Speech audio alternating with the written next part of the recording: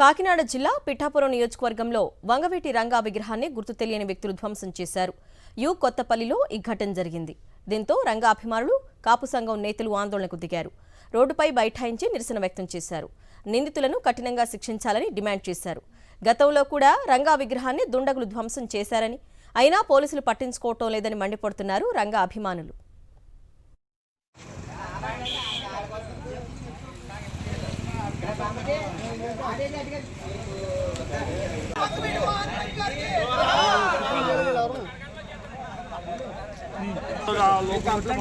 మీ మీద పూర్తిగా నమ్మకం ఉంది.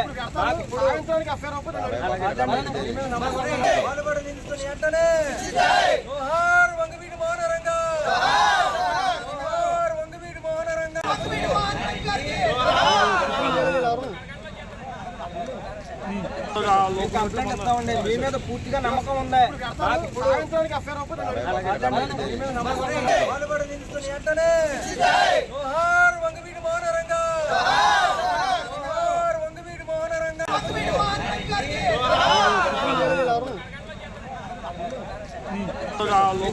వంగవీటి మోహన్ రంగా గారు విగ్రహావిష్కరణ జరిగి సుమారు 3 ఏళ్ళు అవుతుంది. ఒక మహానుభావుడు విగ్రహం ఎంతో అవసరం అని చెప్పి ప్రజలందరూ కూడా కులాలకే మతాలకే అతీతంగా ఒక విగ్రహావిష్కరణ చేసుకుంటే ఇది మొదటిసారి అయితే కాదు.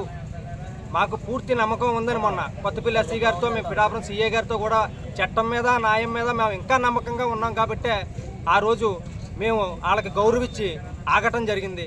ఈరోజు మళ్ళీ ఇదే రిపీట్ అయినందుకు దీనికి తగిన చర్యలు అంటనే పోలీసు సిబ్బంది వారు తీసుకుని మాకు న్యాయం చేసే వరకు మేము దీక్ష కొనసాగిస్తామని మేము మనవి చేసుకున్నాం.